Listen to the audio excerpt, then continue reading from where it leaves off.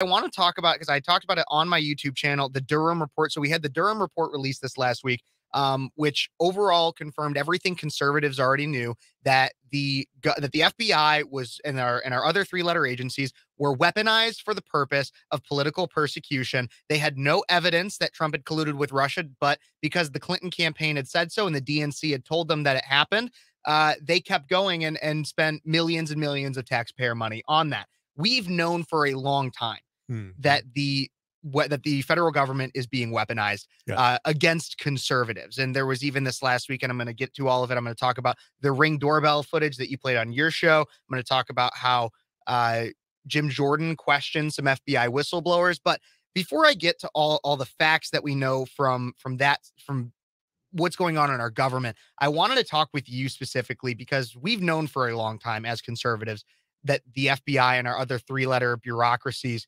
are weaponized against us as conservatives. And you've actually had a personal experience with that weaponization. And so I want you to talk just a little bit. So the station, before I even worked here, set up a bus trip to the Capitol on January 6th to attend Trump's rally. No one from that bus entered the Capitol, but you were still targeted by the FBI. Can you tell me, kind of lay out that story from beginning, middle to end? Well, I mean, obviously it was made very public amongst the local media here in this community, and beyond over to Peoria.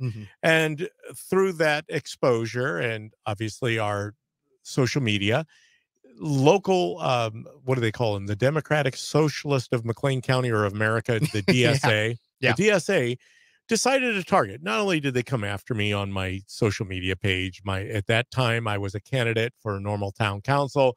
You know, they called me everything but human, but that's what they do. I mean, they do it to anybody that goes against them. But somebody had filed a complaint, actually, I think to the extent of saying that they thought I might be the person that was pictured in the bomber. I was the guy that went between the DNC and the RNC headquarters and put pipe bombs down. So that's what they claimed. That's what somebody reported that you did. Yes. They reported that I was that person. They also showed another photo of somebody from the crowd of that was there near, that breached the Capitol. And they said, look at this guy. He looks just like David Blumenshine. The guy was like 40 years younger than I was. I mean, they put that on social media. Needless to say, these young field agents from the FBI, and by no means, I'm right along with, there are a lot of good people still in these agencies who didn't want to get caught up in it. The young guys that were the whistleblowers. I mean, all those guys could be my sons, right? And their children could be my grandchildren. They're caught up in this because they saw what was going down, and they're like, wait a minute, this isn't right. We shouldn't be doing this. And they brought to light, truth to light, what was happening. And unfortunately, those two agents came by my house. Unlike many, I invited them in. I believe I know how to walk around these issues. I'm a talk radio person, right? Yeah. Well, and these are the kinds of things. And here's the thing, is that you are in touch with what goes on in the news on a day-to-day basis. Yeah. But for somebody who maybe they supported President Trump, I heard continuously from so many people that I would talk to that that they were not involved in politics until Trump ran. Yeah. In 2016 and 2020. Right. And so for anybody like that was similar to you, where they had gone on a bus trip or just found their way to DC to have to protest and to watch Trump's rally. I say peacefully assembled. Yeah, protest. peacefully. I wasn't protesting anything. The nuns weren't protesting anything. They were dressed from head to toe in Trump garb. The 20 penguins is what I'd like to call them. You know, they were enjoying, they were shouting American slogans. They are about America, you know, American first. That's what this whole assembly of people peacefully gathering was about. But so everybody peacefully assembled. But like I said, did not commit a single crime, nothing. Had they had the FBI come to their door, it might have been a much more startling You're right. And I need to do a better job of that, because, Kevin, it is intimidating to have the Federal Bureau of Investigation. I know when I shared that with my wife, she shrieked, once again, because that's a scary thing. If you have an IRS agent come to your door, if you get a letter from the Internal Revenue Service, there's a lot of people that literally their heart skips a beat, right? Yeah, mine would. Well, and bottom line is, They it's showed up at my apartment. I'd be that's like, right. what did I do this time? It's an agency, you know, knock, knock, knock. I guess this gets back to, did you do anything wrong? Unfortunately, you're right. Now, these three men didn't do anything wrong, but they were targeted.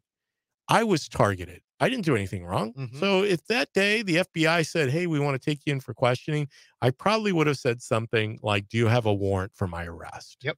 And you, Joe Q. Public, should do the same thing.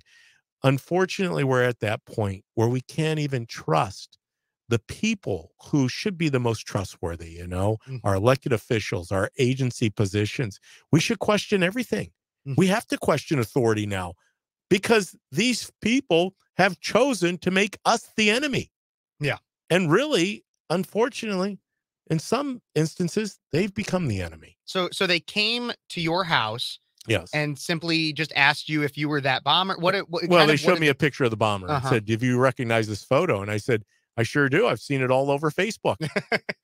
See, that's when they knew. And we had, like I said, it was good fodder. It was almost like they were on my show, because that's how I treat all my relationships, is you're sitting right there with me. You might have questions of me. I'm going to have questions of you. I'm going to try to be open and honest and forthright with all of my answers, to the point that I had nothing to hide. I literally had my hip replaced on December 6th, and I drove 13 hours a month later to D.C., and it was a good walk. I assembled in front of the Washington Monument right near the Ellipse Center. Then I proceeded to walk with my group to the U.S. Capitol. We were about 3/4 of a mile away from the steps of the Capitol. I could sense that something wasn't right. It obviously appeared that there was no security, that they didn't secure the perimeter.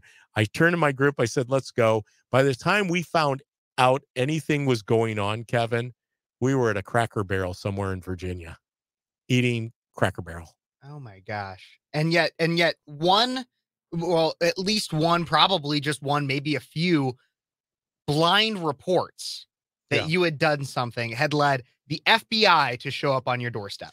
Well, I think that more than blind reports, I think those were people that were trying to ignite something. You know, they wanted to make something bigger, you know, because ultimately, you know this, we're not liked amongst a lot of people in the Twin City area. Most of those people aren't our type of people, meaning they don't vote the way we do. They don't believe the way we do. So therefore, that's how those folks handle these things. They believe there was a crime that day because they don't believe in the Constitution. If they believed in the Constitution, they would realize that it is within our rights as Americans to peacefully assemble. By no means, it's not within our right to break the law. And as far as I know, I don't know anybody that knows anybody that broke the law on January 6th. Absolutely. Absolutely. So I just wanted to start the show off with just that, just your story alone, because this is a man, local radio host on the same station I am, everybody. And obviously, if you're listening on the radio, you already know that, but I got to make sure I let everybody know that for Facebook, YouTube, Twitch, everywhere else. And he was targeted by the FBI, as well as just lefties with a grudge. Yep. And that led to the FBI showing up on his doorstep. I just think that's crazy. And there's a lot of other instances that we're seeing like that.